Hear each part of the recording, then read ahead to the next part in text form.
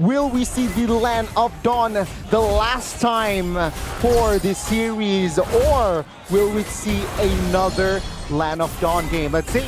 Red Giants taking on Falcons AP BREN.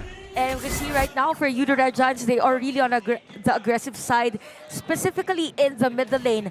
But this is a very different rotation from Q because he goes at the lane as to where Super Marco is. Let's say it's a 1v1 Raw. Stormy and Yumes will force Super Marco to use that flicker early. That's already a spell wasted. And also for Cram on the bottom side actually spent his flicker as well. Kaltizi though, he smells it, he gets it. First blood towards Kaltizi. What a rotation there by Falcons AP BREN. Almost a kill at the top lane, but there's a cross-map play, I think, for Red Giants. But Ogwen is still alive. So Sekais is now at level 4. Same goes with Kaltizi for this game. So expect more of the rotations in the golden because that is what's happening for both of our teams. And this is going to be a pretty intense fight, I guess, because a lot of trades, even bottom lane here.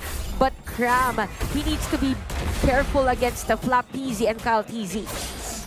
It's already very different from game 1 until early first blood. And Kaltizi looking for an angle already. So more confident here, and as well as more aggressive from the side of Falcons AP BREN. Even Owen is poking some of players here from Red Giants. A lot of pokes at the middle lane.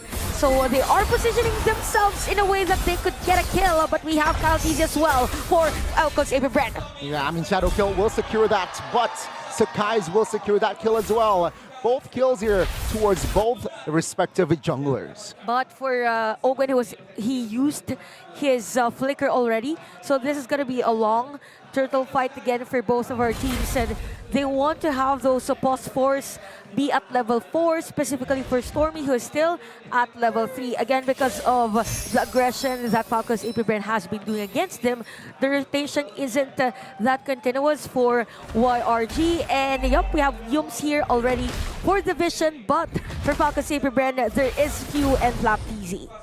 Let's see here the setup.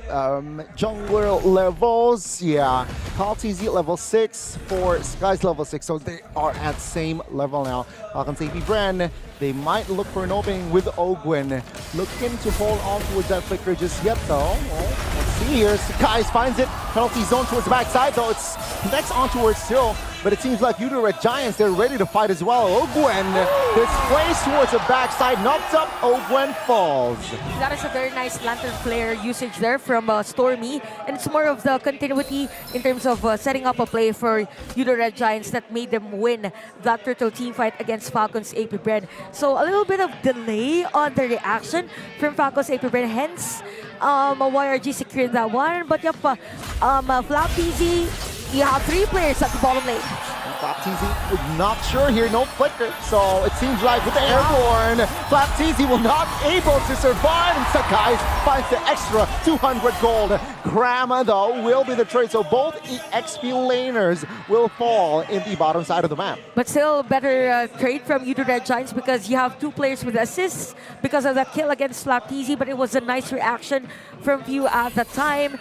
And right now, I think the problem for Falcons AP BREN is, again, the lantern flare from Stormy. It's as if they are not really timing it that much before counter-engage against YRG. But yeah, Red Giants, they just need to continue what they're doing. Probably get those jungles or neutrals against Kaltizi as early as now.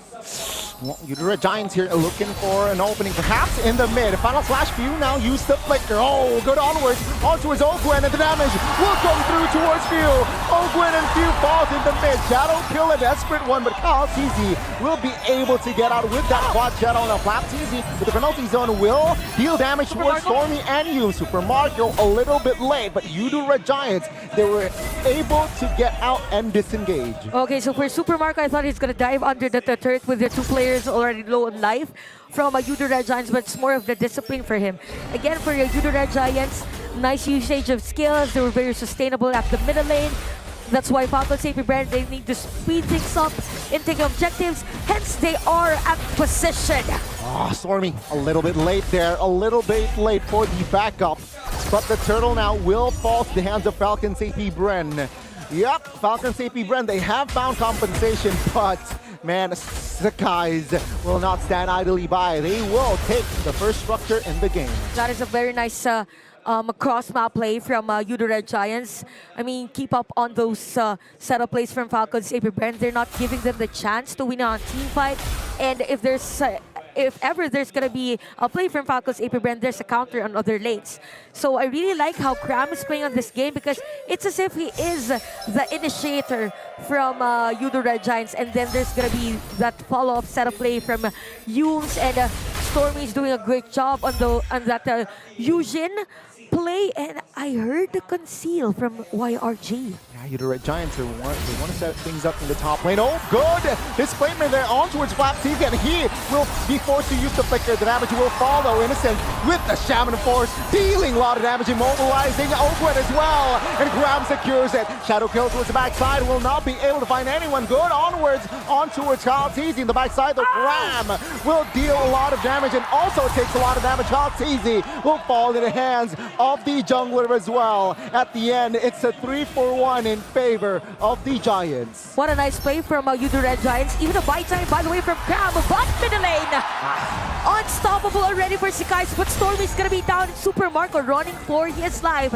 Now Falcons AP BREN, there's a bit of a juggle for them against the Udo Red Giants, but YRG is keeping up that lead. 1,800 in terms of gold. We have Sikais and Innocent on top of that gold farm against the Falcons AP BREN. Sikais, by the way, is at 5,700, while FLAPTZ is at 4,400. So that's a huge leap in terms of the itemization because he has the Malefic Roar already.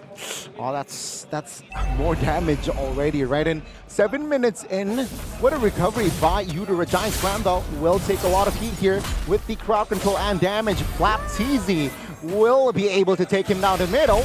Different situation. You will be taken down. It's a 1-for-1 on the XP for the mid. Take a look at Sakai's. He will clean up on the turtle. So that's a 1-for-1, but the mute falls to the Udo Red Giants. Nice diversion of attention for the players of Udo Red Giants at the middle lane. So it's a free turtle rather for Sikais at that time. Sikais, by the way, is at 504. And because Stormy heard that conceal, he just prepared himself if there is gonna be that threat from Falcons AP BREN. And Supermarket is just taking his time to farm for this game. The only item that he has, or core item that he has, is the Wind Talker. Setup play, more pokes. Yeah, they are not sure here. They do not want to overcommit just yet. Yumes poking around, as well as Stormy and Falcons AP BREN, while Super Marco, he has 2 items already. Windtalker and Endless Battle, not Power Spike yet. But if you say that he is able to deal damage, the answer is yes. Ooh, nice setup play. Oh, Super Marco on the backside. FLAPTZ flickers out of the way. The alley-oop from the side of Stormy will be able to be finished by the members of Udo Red Giants. They want the triple as Graham jumps in, dives in. Now on the backside, it is actually the Hayabusa looking for a small cheeky kill, but it will not be available because of the alley-oop again. And Sakai secure the godlike.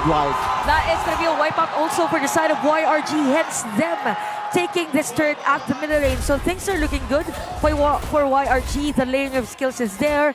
Stormy is doing a pretty stable job, by the way. 0-3-15. So all 15 kills from YRG. He has participated there. So 100% kill participation for this Eugene. And I think Falcons AP BREN is having a hard time to counter this type of lineup from Udo Red Giants, because even at the item shows.